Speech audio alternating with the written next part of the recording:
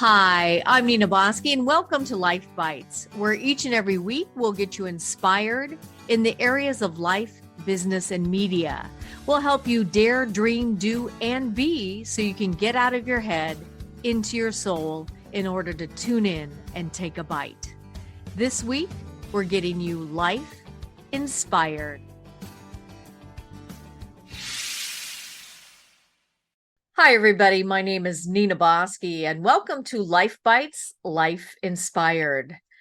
Do I have a special guest for you?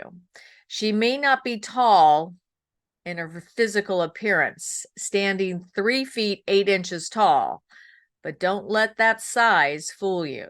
She embodies quite a powerful punch and spark. She is a speaker, an author, a coach. She has had a whirlwind life of not only challenges, but unique opportunities and breakthroughs. And she helps people empower their life in order to see their own greatness and potential. So with that said, let me invite Peggy O'Neill to the show. Hey. Hi, Peggy. Hi, Nina. Nice to see you. Oh, nice. Lovely to be here. Oh, it's great to see you again. And we met just a few months ago, and you walked into the room and you lit it up with your that spark plug and just vivacious and that positivity. Thank And the world now needs a lot of light workers and spark plugs to help us remember our potential. Yeah. So I know you've done a lot of work in this area, but I want people to understand your story a little bit better before we start going, hey, let's give them tips on how you can overcome, because everybody's journey is a little bit different. Right. So let's back up the truck. How did you, I know this is a very big question in some ways, but how did you become you? Because you didn't just start out being the spark plug that you are. You did a little bit. So let's talk about that. I had some rough beginnings with my parents that are average size, and they weren't so happy about having a little person. I was the second of 4 little people, second of 4 children. My brother's a little person. I have 2 average size sisters, and then I have me. So anyway, it was a challenge for them. And then also my mother really sort of stepped up to the plate, and she provided me with a lot of educational opportunities, travel. She got me involved in ice skating, which I was good enough to compete with average size kids. So my youth was filled up with that, and I won some competitions, which is of course a lot of balming, that balm that I put on the wounds of having kids laugh and tease and call me names and all of that.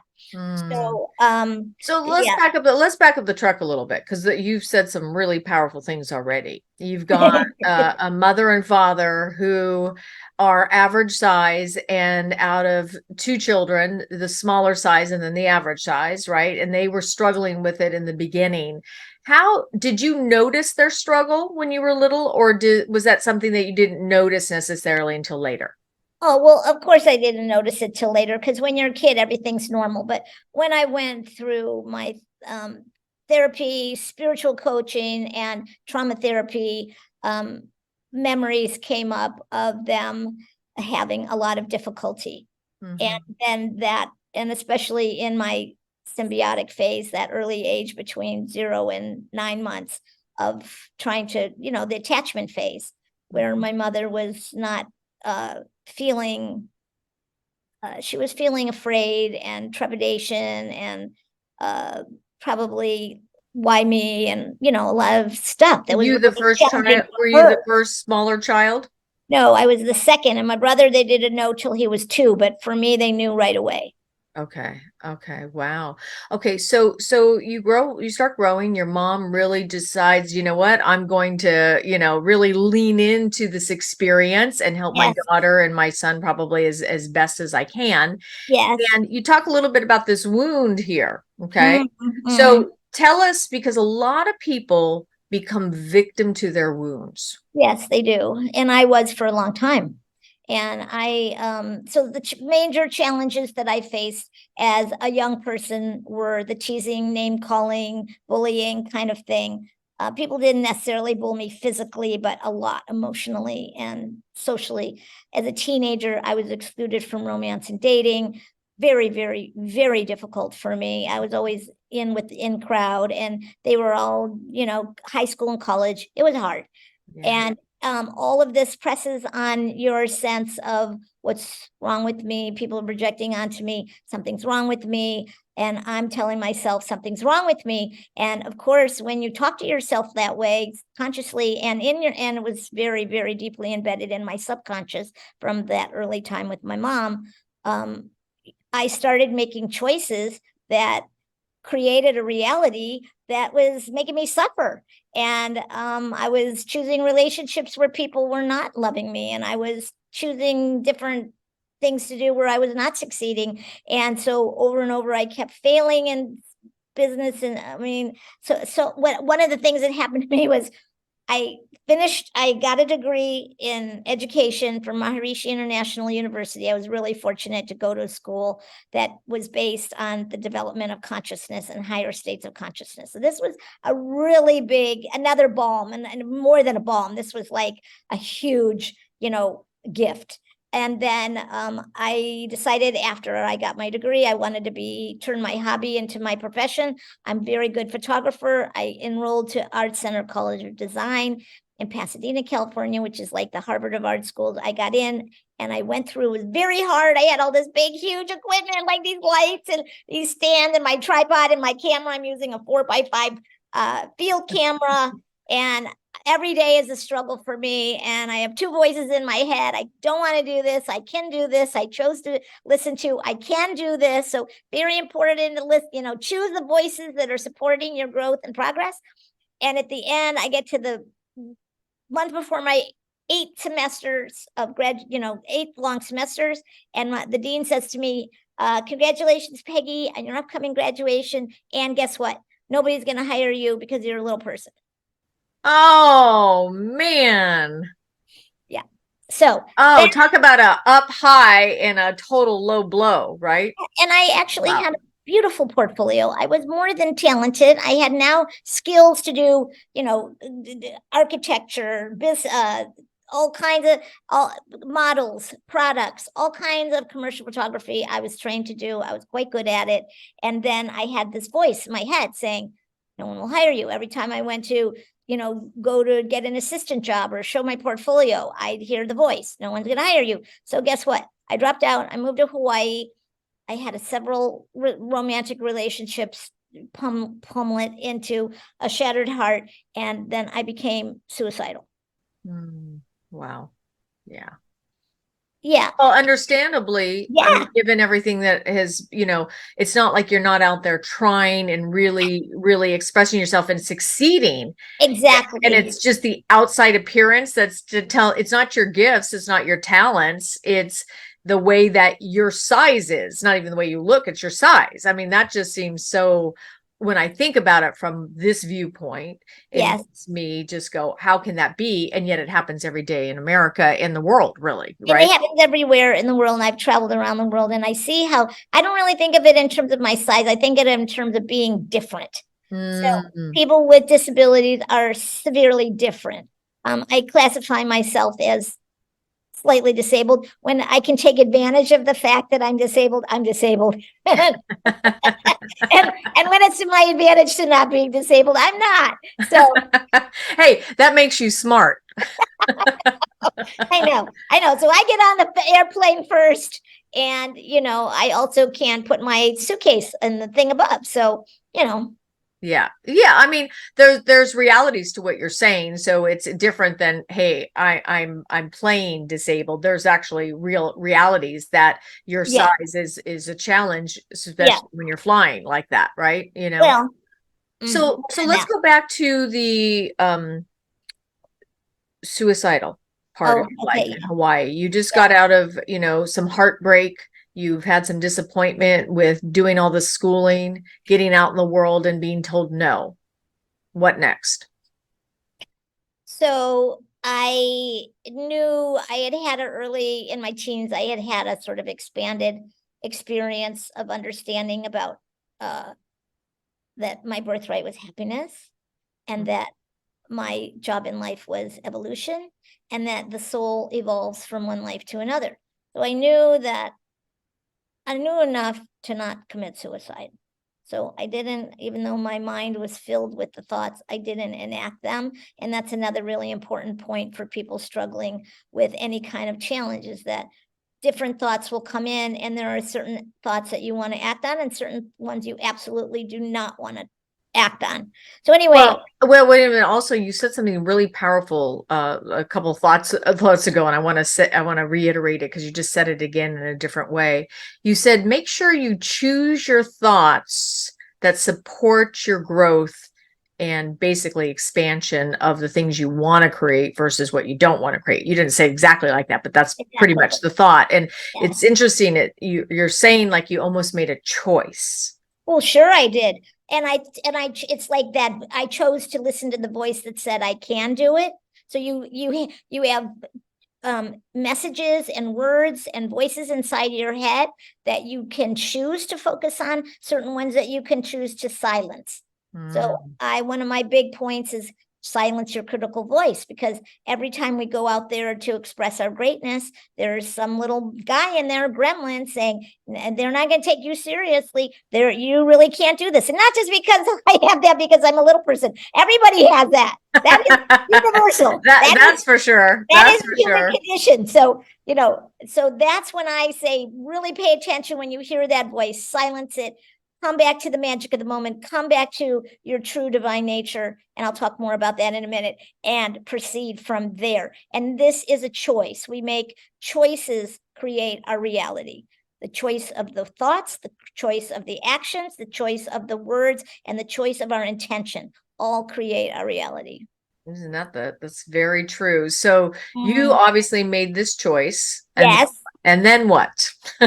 So I didn't really pray at that time, but I was so desperate. I said a prayer, and I was brought up as Catholic, but I, sort of nixed that because it didn't make much sense to me as a teenager. And I said a prayer, I asked for help. Soon somebody came and introduced me to the Diamond Approach, or the Diamond Heart School. And I went over to I dropped out. I left California, where all the photography is happening, in LA and New York. And I dropped out. I went to Kona, Hawaii. I lived there on a fruit and flower farm with some friends. And on the outside, life was very lovely, but there was this whole other thing going on inside, where I was severely unhappy and feeling a victim. And so I don't know. They told me about it. I went to Maui to go for a weekend workshop, and I had a process with let's just say that I started having experiences that broke the trance of something is wrong with me. I started experiencing, they gave me a tool called inquiry, which I teach, to help me to go past my conditioned self, to experience to get to a portal where I could enter and experience my vast divine nature and the qualities that go with that, which are intelligence, clarity, power, strength, humor, kindness, compassion, empathy, all of those things. And those qualities, as I joined the school, I moved to Boulder, I did the work for 10 years. Wow. And I left the school, went back, but that's an aside. The point is that when we have this ability to move beyond our conditioned self and see who we truly are, it's a different dimension. You sort of need a little help to get there. And then we can have a totally different experience on this planet. So what happens for me is that the environment keeps projecting that something's wrong with me onto me. And I just, in the words of Joe Dispenza, I have to be bigger than my environment. I have to use my mindset to know and remember the truth of who I am. And then I need to embody those qualities. And one of the experiences I had that was very life-changing was I was pounding some pillows and doing some anger work. And when I was done, I laid back, and when I closed my eyes, I saw this huge diamond that was bigger than my whole body. Mm. And it was radiating light in every direction. And in that moment, I knew that this was a representation of my true nature, my true self. And I heard the words inside: I am beautiful, precious, valuable. And that was the ticket. I mean, that was a real cornerstone in my transformation. And so when did you really start looking at your gifts of what you can actually contribute? Because you help people connect with their own greatness. You Yeah. talk a lot about resilience and you talk Yes. a lot about empathy. So Yeah. let's tackle those three. Okay. They're complementary of each other, but different. So how do you help people connect to that greatness that it sounds like you did with inside yourself, Yeah. especially if they feel like there's no hope right now? That's a hard one to move out of when you're in that kind of stuck, constricted energy. Yeah. Hopelessness will accelerate the downward spiral for sure. There is no doubt about that, and bring about behaviors that help distract you from that, which are life debilitating. So, how does one come to understand their true nature? The path that has worked for me has been by identifying the triggers, the points in my life that are painful for me, and sitting with them and processing them. And when I do, it's like, if I, like that thing where I was punching the pillows, I was expressing my anger and rage about people not seeing me as a whole human being. And once I let out all that anger I had been holding in, there was some space. And when the space let go, the solution, or the solution to the problem, which was feeling like I wasn't valuable, arose inside of me, which was the diamond. And Mm. in many other circumstances with this process called inquiry, when I needed when like stuff around my mom, and I couldn't help her, she couldn't help herself, she was devastated, in fear and survival chemistry, all that stuff. Compassion arises inside of me for me, what I had to go through, and for her and what she was going through. So that healed my relationship with her. And Mm. then there's certain things where I need, doing the anger work helps me experience more inner strength, so that when I need to set a boundary, or when I need to assert myself, or when I need to cancel or silence the critical voice that comes from other people, that I have the power to do that. How do you get triggered now, whether people are doing it consciously or unconsciously, when somebody negates who you are? I've had a lot of kids. I've been to two big concerts, both in New Zealand a couple of months ago. And then I went to an elementary school the other day, and just a couple days ago with Deb Poneman, and kids harass me, and the one that I had in New Zealand, it was almost the energy that the kids wanted to spit on me, to tell me Mm. how despicable I was, and make fun of me, and to let me know that he was better than me. So these are some triggers that for some people might not be that impactful, but considering that I've been having that experience since first day I left my house, and in elementary school, and it was all in Latin words, and then in high school it was all with vibes and being excluded and all that. So it's still traumatic for me, and I still do therapy, I still do trauma work, I still do long breathing sessions to help me move the energy, so that I can come back to the truth of who I am, and that this identity, to disidentify with the sense that there's something wrong with me. That is my main mission in life and my main practice.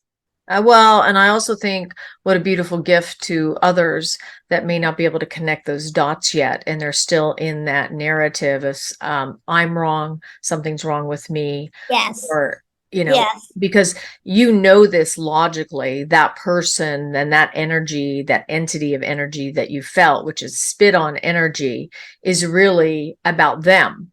Yes. But because it's projected onto you, it feels like it's about you. And that's, I think this is one of the most difficult things in our worldly experience, because we are Yes. spiritual beings having a human experience, not the other way around. But it's hard not to know that yet when, hey, I don't care what you say, I felt that energy and that did not feel good. Exactly. And when it stabs into a zillion other stabs.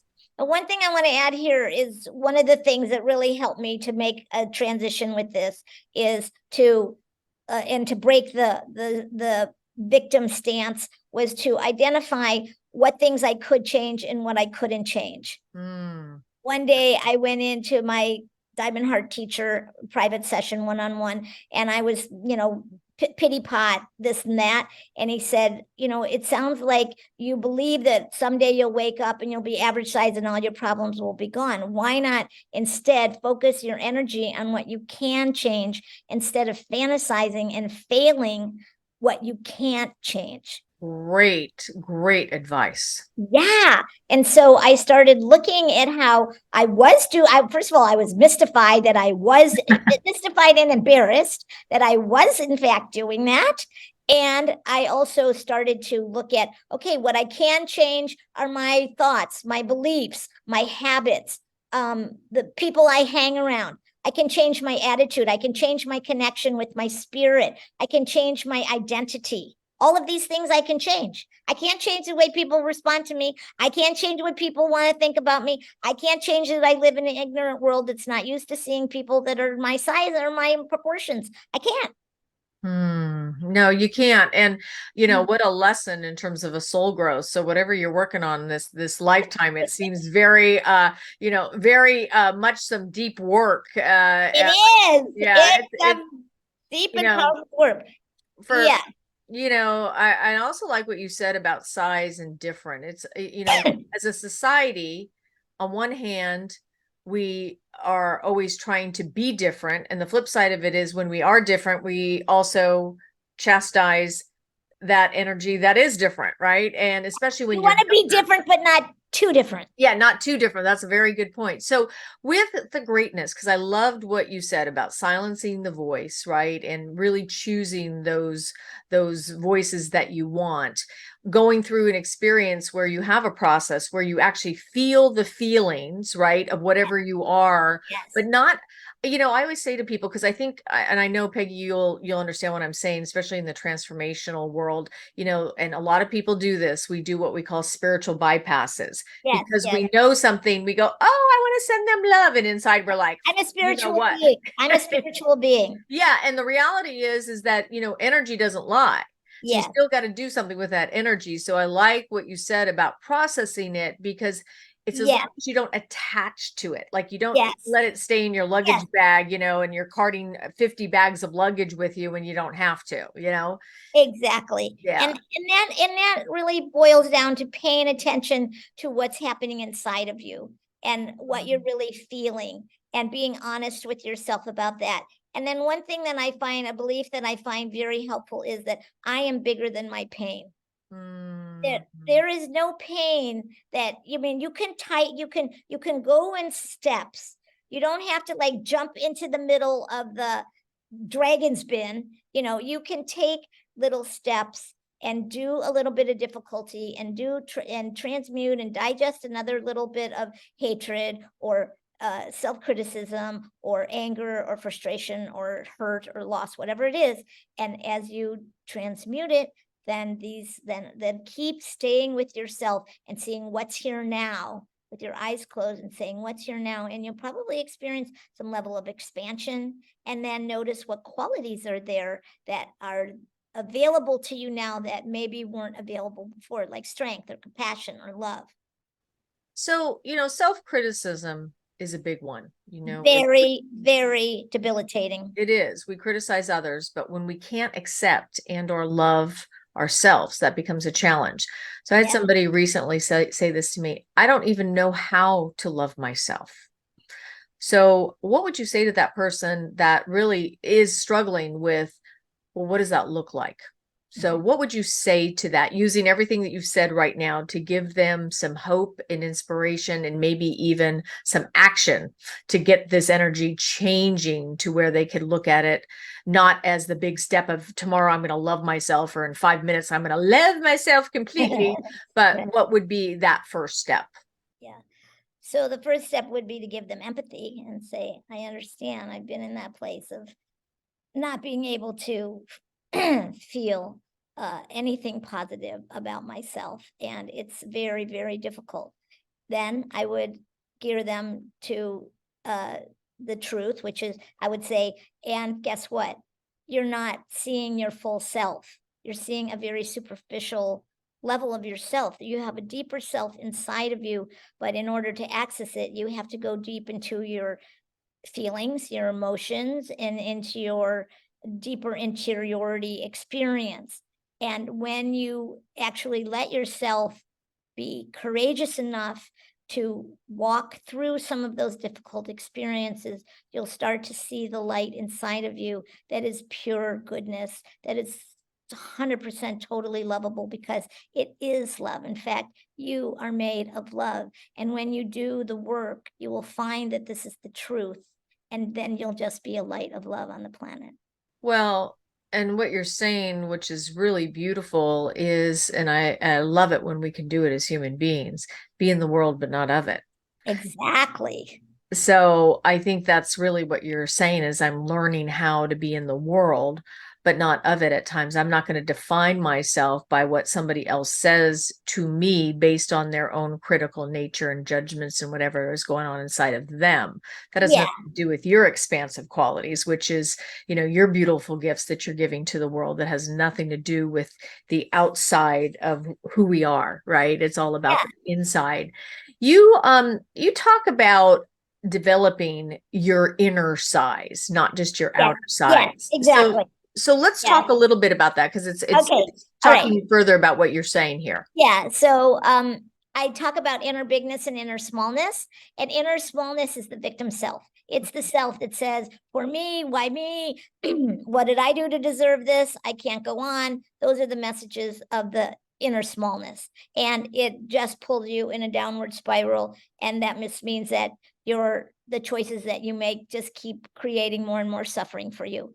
The other side of the coin there is inner bigness, which is doing things that actually express your innate greatness and express your courage and your acknowledgement of your deeper self.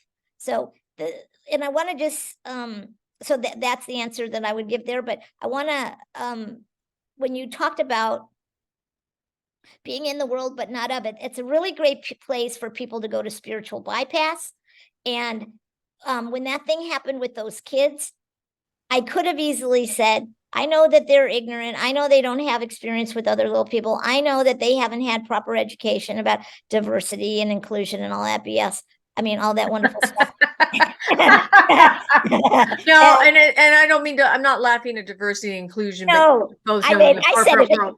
Yeah, but you and I both know, especially in the corporate world and out, and sometimes it's checking a box. It's not really about the content; it's about the frame, right? So Exactly. that's why I laughed. I'm not laughing at Yeah. diversity and inclusion.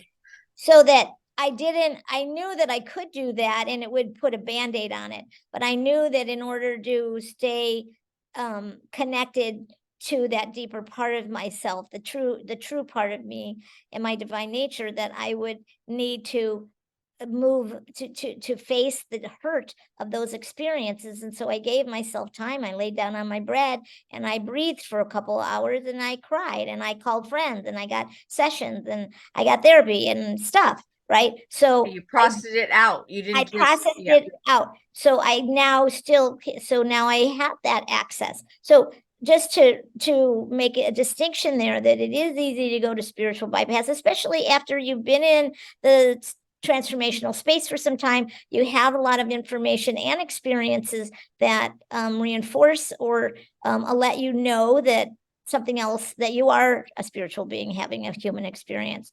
But we need to be able to also be a human being and it's like digesting your food. You need to digest your experiences.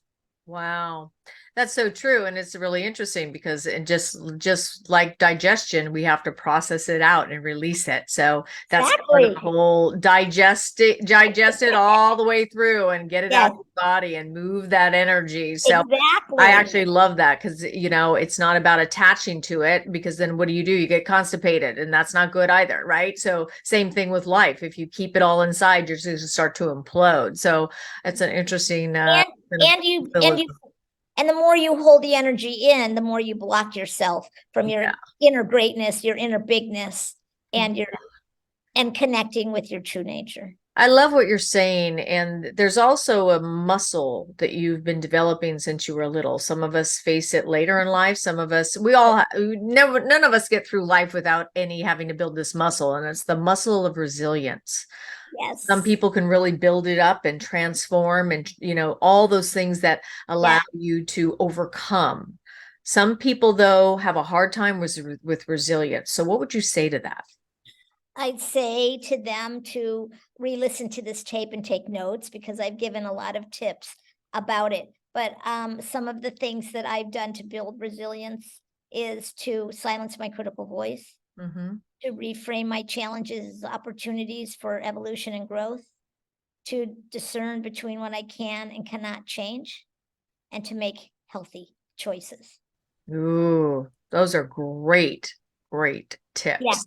Yes, and I have a book on resiliency called Spring Back, 5 Steps to Building Resiliency. And I have a free gift for you, which is a free sample, which is the beginning of this book.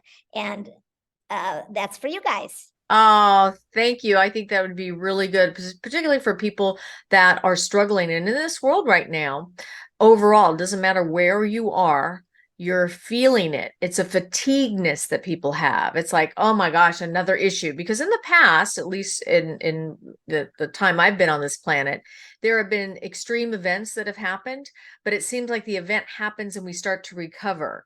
This seems like it's a wave and then another wave and another wave. And we're kind of going, okay, when is it going to be the bottom so we can start lifting back up again? So that resiliency that we definitely all have to overcome and be able to build up that Yeah. strength within inside of ourselves. Because what I see, and I want to get your kind of viewpoint on this, especially as people get older, regardless of their traumas, people are either getting bitter or they're getting better.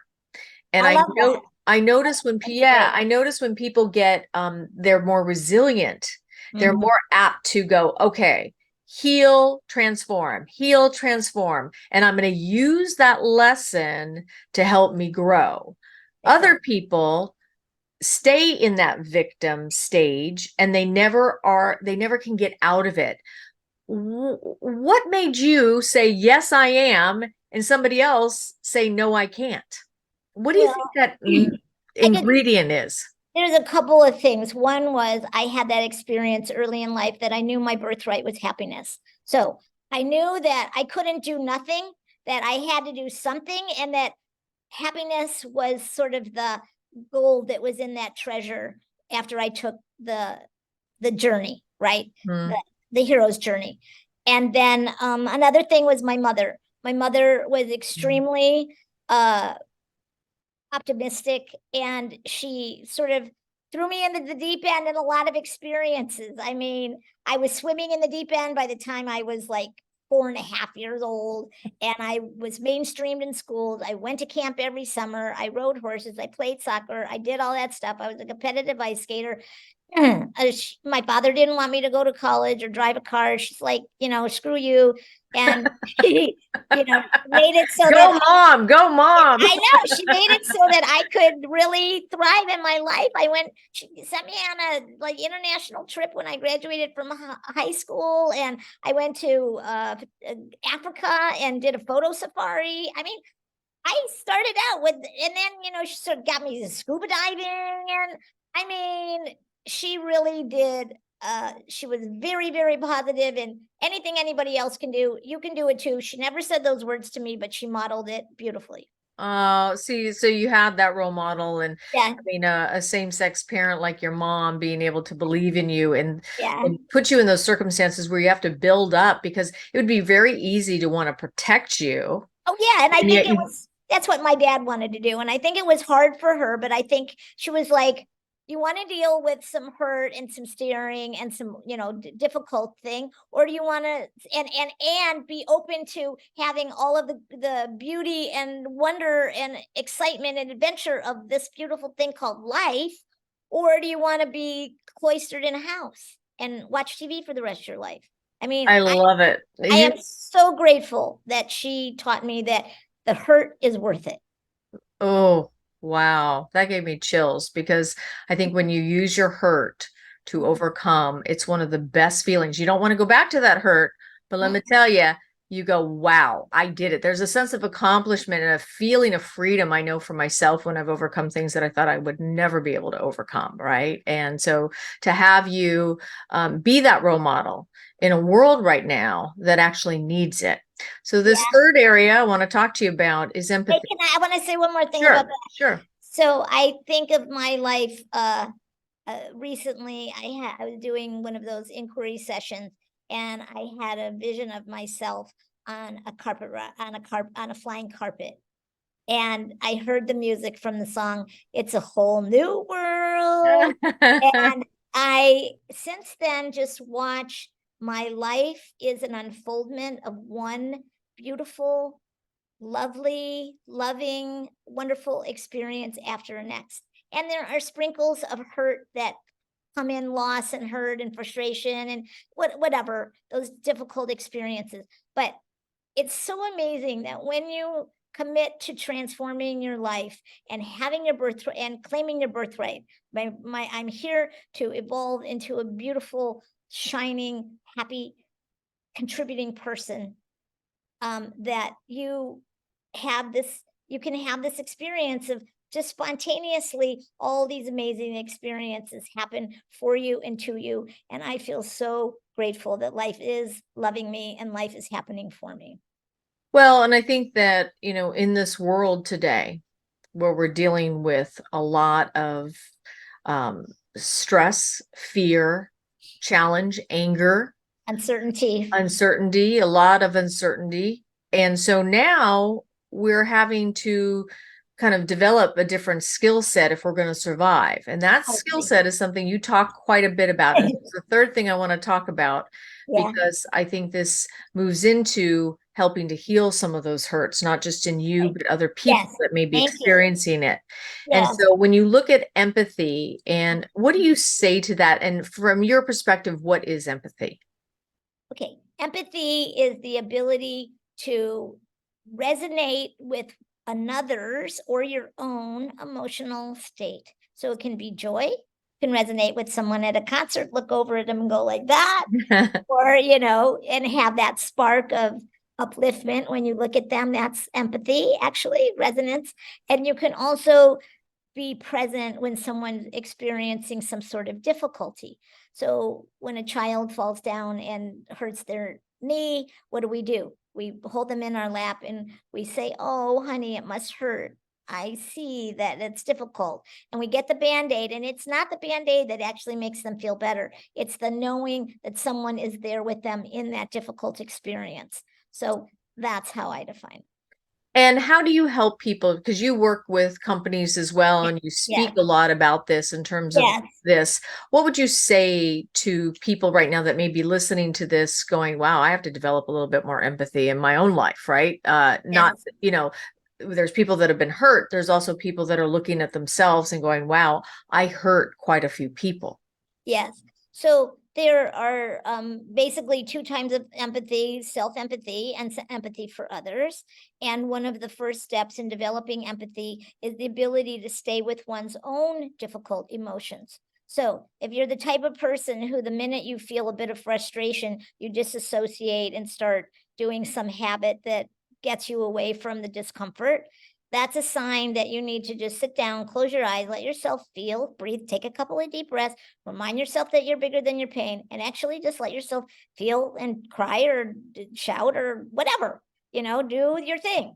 and let yourself become familiar, because then if you can be with your own difficulty when another person is going through their difficulty. And that's why a lot of wounded souls are therapists, because they're going through the transformational process. They've been with their hurt, their loss, their frustration, their hatred, everything.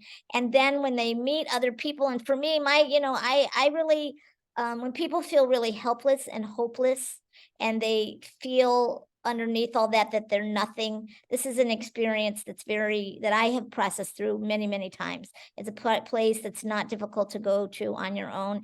And when I can sit with someone, when anyone can sit with another person and remember that experience of, oh, I know what it feels like to lose. Maybe they lost their child or their spouse, and you've lost a parent or you've lost a pet, that you can remember that place inside yourself and just sit and be and let them know that you're there, you're not going anywhere, and that you accept the way they feel. That way they can process and move the energy, and something else then can begin to happen, which is breakthrough. And they start to move out of the space of being debilitated and can actually feel present and empowered again. I think those are some really good examples of how people can start to look at their self-empathy and also empathy for others. Yeah. Would you say that that empathy, if you don't have self-empathy, that it's really, you can't really have empathy for others? Can you have one but not the other? Or do they all go together? Because the reason why I say that is because my mom is very positive as well. And so what I realized is my mom would, when I was sad, she would say to me, "Oh, don't cry, be happy." Right. The challenge with that, it's the opposite of being criticized. Yes. It was still denying my feelings, because not everybody, you're not always going to be happy 24/7 of the day, right? Right. So I could find myself being very empathetic for others, but it's kind of like what you said about a disassociation. I've had to work really hard myself on what are my feelings instead of filtering them through somebody else. You following me on this one? Because this Exactly. is a really powerful one too. I think that Exactly. And self-empathy is really important. When people have empathy for you, then it gives you permission to be with those feelings. That's really what you're doing. And when you have empathy for yourself, you're giving yourself permission to sit and be with that. And I have a chapter in that book, Spring Back, about empathy and self-empathy and how to develop it. We didn't learn it in school. Nobody's talking about it in the workplace, but it is something that when we feel that we're facing a challenge and we feel like we're not alone in the mire, we can actually, that's the healing ball. It sort of ignites the flame of healing, and healing can happen then. All right. Well, thank you so much. Such pearls of wisdom here, Peggy O'Neill. How can they reach you? PeggySpeaks.com. There's a lot of information there, whether you're a corporation, an individual, or a school. I do anti-bullying in schools. And also, don't forget to get your free gift. All right. It'll be right here up on the screen right now. Spring Back, help you with resilience and empathy, as well as embodying your greatness, not just potential, but actually living it. So you are a living example, Peggy O'Neill. Thank you so much for being on the show today. Thank you, Nina. I appreciate you, and I appreciate you bringing all this inspiration to people in the world so that they can be inspired to take positive action. And you are a walking example of inspiration, but what does inspire you these days? What inspires me? Oh my gosh. What inspires me is hearing the truth. The truth. When I hear somebody speaking the truth, when I see movies that express true universal principles, when I hear music that touches into that, those things inspire me. All right. Well, thanks again, Peggy O'Neill, for being on the show today. Yep. I'm Nina Bosky for LifeBites. And remember, until next time, take a bite out of life before life takes a bite out of you.